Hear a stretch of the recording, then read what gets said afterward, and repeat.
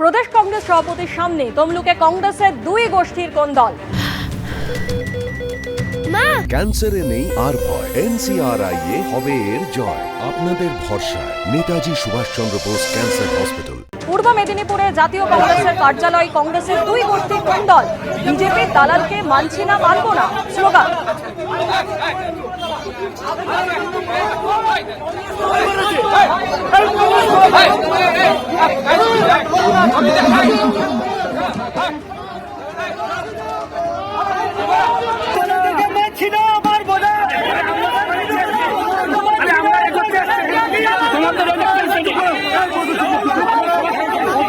কংগ্রেসের একটি গোষ্ঠী স্টেজ থেকে নেমে বিবাদমান দুই গোষ্ঠীকে থামানোর চেষ্টা শুভঙ্কর সরকারের।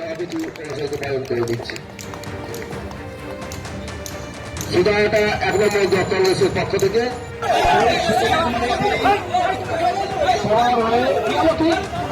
ধন্যবাদ জানাচ্ছি।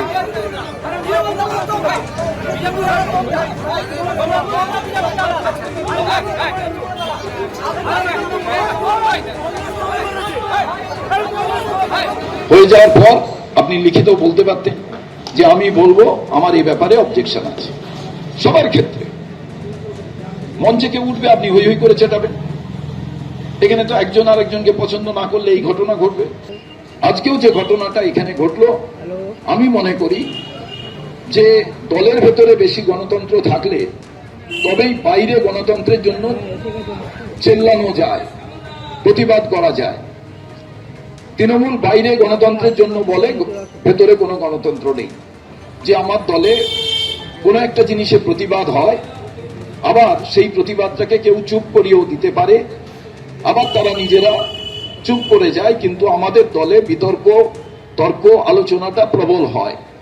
আর দলের ভেতরে গণতন্ত্র আছে বলেই বাইরে বেশি করে গণতন্ত্রের কথা আমরা বলতে পারি। জানেন আপনারা, গতকাল থেকেই যে প্রশ্ন ঘোরাফেরা করছে যে বাঘিনী যমুনা কোথায়। ঝাড়গ্রাম ঘুরে এখন সে পুরুলিয়ায়। পুরুলিয়ার বান্দোয়ানের জঙ্গলে এখন বাঘের আতঙ্ক।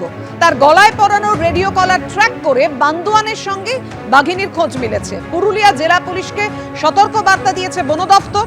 11 দিন আগে ওড়িশার শিমলিপালের জঙ্গল থেকে বাঘিনী যমুনা পালিয়ে যায়। রীতিমতো জেলা সফরে যমুনা। ঝাড়গ্রাম ঘুরে এবার পুরুলিয়ায় চলে এলো ওড়িশার শিমলিপালের জঙ্গল থেকে পালিয়ে আসা বাঘিনী।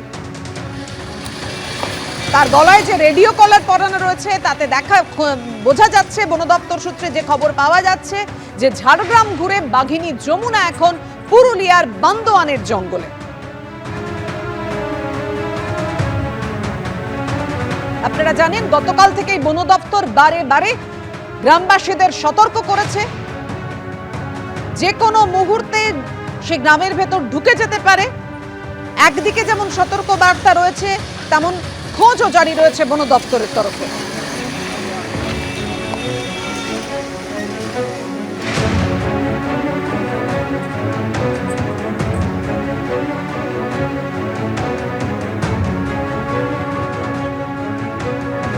কথা বলবো, আমাদের সঙ্গে রয়েছেন আমাদের প্রতিনিধি হংসরাজ সিংহ। হংসরাজ, কি খবর পাওয়া যাচ্ছে এই মুহূর্তে? কোথায় রয়েছে যমুনা বাঘিনী? দেখো, যমুনা বাঘিনীর যা এখনো কলার আইডি থেকে যেভাবে বন দপ্তর এবং প্রশাসনিক কর্তারা যারা রয়েছেন তারা কিন্তু জানতে পেরেছেন কি রায়কার যে পাহাড়ের সংলগ্ন যে জঙ্গলটি রয়েছে সেখানে কিন্তু তার অবস্থান রয়েছে। যদিও কিন্তু এখন খুব সিক্রেসির সঙ্গে তারা কাজ চালিয়ে যাচ্ছেন, কেননা পাশে দূরেই কিন্তু কয়েকটি গ্রাম আছে। তারা চাইছেন নাকি কোনোভাবে একটা লোকেশন বলা যায় এখানে কিন্তু ভিড় জমে যাবে। কিন্তু ইতিমধ্যে যা দেখা যাচ্ছে কিন্তু তারা সারা জিনিসপত্র নিয়ে কিন্তু সেই জঙ্গলের আশেপাশে ছড়িয়ে পড়েছে বনকর্মীরা, এবং এই বাঘিনীকে কোনো রকম করে খাঁচাবন্দি করার জন্য খাঁচা নিয়ে আসা হয়েছে। এবং এখানে তোমার রয়েছে ওখানে যে গবাদি পশু তাদেরকেও রাখা হয়েছে, কোনো রকম করে টোপ দিয়ে যদি বাঘিনীকে খাঁচাবন্দি করা যায় তার কিন্তু চেষ্টা চালাচ্ছে বন দপ্তর। ধন্যবাদ তোমায়।